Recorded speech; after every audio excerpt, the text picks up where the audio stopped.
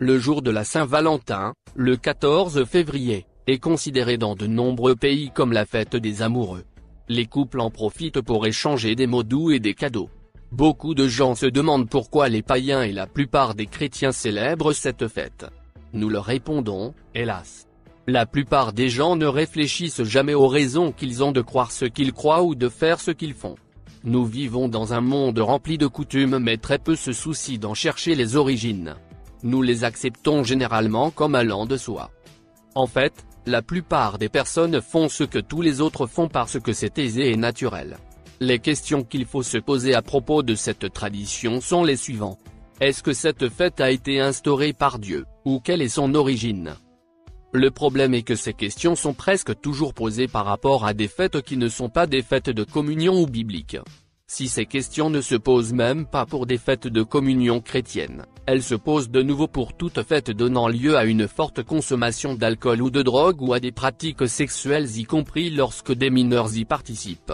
La fête des amoureux tire ses origines d'une fête païenne célébrée par les Romains, habilement récupérée par l'Église catholique afin d'amener le peuple à la religion sans changer brutalement ses coutumes. Le 14 février correspond, dans la religion romaine, au Lupercale, fête faunesque se déroulant du 13 au 15 février. L'origine réelle de cette fête est attestée au XIVe siècle dans la Grande-Bretagne encore catholique où le jour de la Saint-Valentin du 14 février était fêté comme une fête des amoureux car l'on pensait que les oiseaux choisissaient ce jour pour s'apparier. Beaucoup d'ouvrages trouvent l'origine du nom de cette fête au IIIe siècle, c'est le nom d'un martyr de l'Église catholique qui s'appelait Valentin. Notez cependant, ce que dit l'Encyclopædia Britannica à ce sujet. Beaucoup de gens s'en moquent sûrement comme de leur dernier baiser, mais le jour de la Saint-Valentin, quand ils échangent billets d'amour, chocolat, fleurs et autres menus cadeaux, les amoureux du monde entier perpétuent sans le savoir une fête très ancienne qui remonte à l'Antiquité, comme la plupart des fêtes de l'Église catholique. L'histoire nous apprend que dans ces Lupercales les noms des jeunes femmes étaient placés dans une urne, puis tirés au sort par des hommes. Ces mariages allaient de pair avec une immoralité sexuelle. On suppose que c'est de là que provient la phrase « Sois ma Valentine ». Mais d'où viennent ces Lupercales? Elles étaient célébrées en l'honneur du dieu Pan. En fait, le nom semble provenir du nom grec Pan, Lykéeus, venant de Lukos, un loup car Pan était le dieu des bergers et il protégeait les troupeaux de la voracité des loups. Placés sous le signe de la sexualité, de l'amour et de la reproduction, les fêtes des Lupercales, 3 jours de folie durant lesquels on buvait jusqu'au délire et où l'on fêtait également Junon, déesse du mariage, étaient accompagnés de sacrifices de boucs, destinés à amadouer les dieux. Lors de la course des Luperques qui s'ensuivait, les prêtres couraient tout nus par les rues de la ville, fouettant les passants, principalement les dames, avec des lanières en peau de bouc, dont on pensait qu'elle était gage de fertilité et facilitait les accouchements. Le plus étonnant avec les traditions qu'on a l'habitude de découvrir ensemble, c'est qu'elles sont beaucoup plus anciennes qu'on le croit souvent. Figurez-vous qu'il existe une fête des amoureux depuis l'Antiquité, période où février était déjà le mois de l'amour. Les Grecs commémoraient le mariage de Zeus et Héra à l'occasion de grandes processions avec la statue de la déesse. Chez les Romains se tenaient à la mi-février ce qu'on appelle les Lupercales, de très importantes festivités liées à la fertilité et au plaisir de la vie, dont l'amour, bien sûr. La Saint-Valentin est quant à elle arrivée beaucoup plus tard, au 5e siècle après Jésus-Christ. En 496 après Jésus-Christ, le pape Gélase a christianisé les Lupercales païennes en changeant leur nom. Il a aussi déplacé sa date d'observance du 15 février d'un coucher de soleil à l'autre au 14 février du calendrier romain, ne modifiant pas la date de la soirée où étaient célébrées les Lupercales. Il est impossible de savoir avec certitude quel est précisément le Valentin que l'on fête le 14 février. Pas moins de 7 saints de l'Église catholique répondent à ce nom. Les historiens en retiennent principalement 2, martyrisés au IIIe siècle et enterrés à Rome. Mais qui est cet homme dont le monde entier invoque le nom pour parler d'amour? Eh bien, Valentin est un prêtre romain qui officiait au IIIe siècle après Jésus-Christ. À cette époque, l'empereur Claude II était engagé dans plusieurs campagnes militaires extrêmement sanglantes et avait du mal à recruter de nouveaux soldats. Ils pensaient en fait que les Romains étaient trop attachés à leurs femmes et à leurs familles pour vouloir aller combattre. Et pour y remédier, il fait tout bonnement interdire le mariage. Valentin, au nom de Dieu et au nom de l'amour, décide de continuer d'unir les amoureux dans la clandestinité, ce qui le mène malheureusement tout droit en prison. C'est là qu'il fait la connaissance de la fille de son geôlier, qui est aveugle et avec laquelle il noue des liens spirituels très forts. Et grâce au don que Dieu lui donne, il lui rend la vue. Juste avant d'être décapité, le 14 février 270, le prêtre aurait adressé à cette jeune fille une lettre signée « Ton Valentin », et voilà pourquoi, 2 siècles plus tard, le pape Gélas Ier le déclare saint patron des amoureux et installe la fête de la Saint-Valentin le 14 février. Il semblerait que l'Église catholique a remplacé Cupidon, le dieu de l'amour, par Saint Valentin. On leur a beau le répéter, mais beaucoup refusent de voir la vérité en face. Le catholicisme romain est la continuité du paganisme romain christianisé, cette histoire nous le montre clairement.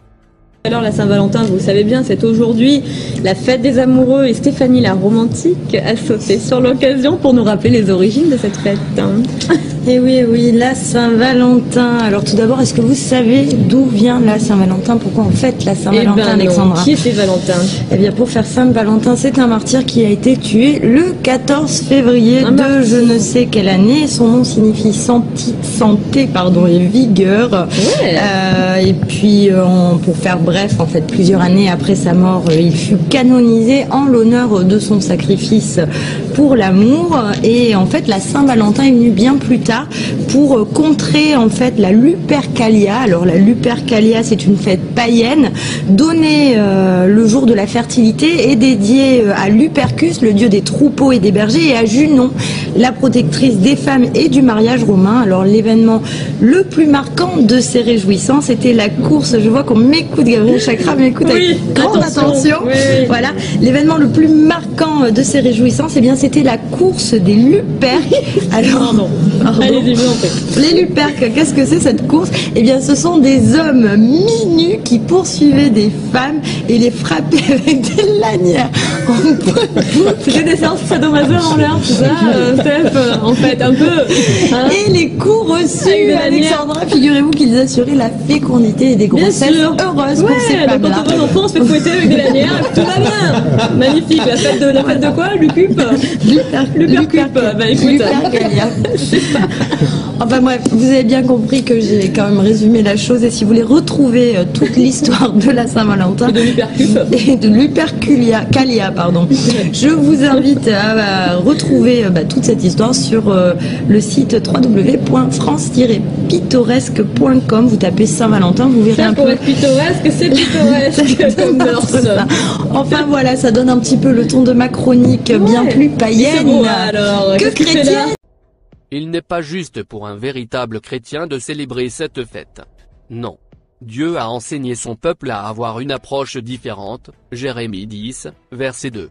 Au lieu de nous impliquer dans des fêtes commerciales, qui sont simplement des versions adoucies des anciens rites sexuels païens, suivons plutôt les voies de notre Créateur. Cette fête est une confusion spirituelle établie par la religion catholique romaine prostituée. L'Église de Rome n'étant pas inspirée par l'Esprit de Dieu recherchait désespérément l'allégeance des populations païennes en christianisant la fête romaine des Lupercales ainsi que d'autres célébrations païennes populaires. Vidées de leurs éléments méprisables et recevant des non-chrétiens, ces fêtes populaires venant de l'Antiquité païenne ont continué à être célébrées par les populations. Il y a évidemment des non-chrétiens qui savent faire la fête autrement, mais nous devons éviter les fêtes avec des activités immorales. En tant que croyants, nous devons veiller à ne pas nous exposer à la tentation et nous souvenir que les mauvaises compagnies corrompent les bonnes mœurs, 1 Corinthiens 15, verset 33. De plus, notre participation à des fêtes de péché, même si nous ne péchons pas nous-mêmes, compromet notre témoignage et porte l'atteinte au nom de Christ. Romains 2, verset 24. 2 Timothée 2, verset 19. Certains voient les fêtes comme une occasion d'annoncer Christ aux incroyants. Nous devons effectivement être toujours prêts à rendre compte de l'espérance qui est en nous, mais cela présuppose que les incroyants présents sont intéressés par l'Évangile, ce qui n'est que rarement le cas dans les fêtes centrées sur le mensonge, les cadeaux, l'alcool, les drogues et le sexe. Par conséquent, les chrétiens doivent profiter de chaque occasion d'être en communion avec d'autres croyants, mais aussi faire preuve de discernement face à notre exposition à la tentation ou à tout ce qui pourrait compromettre notre vie en Christ et notre témoignage auprès du monde qui nous observe.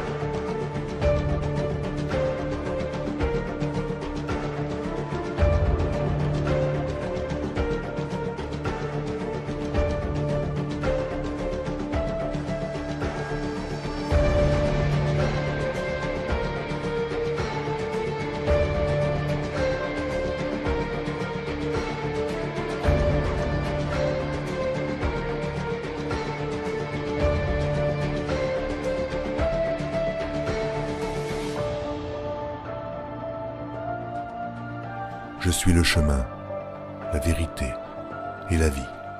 Nul ne vient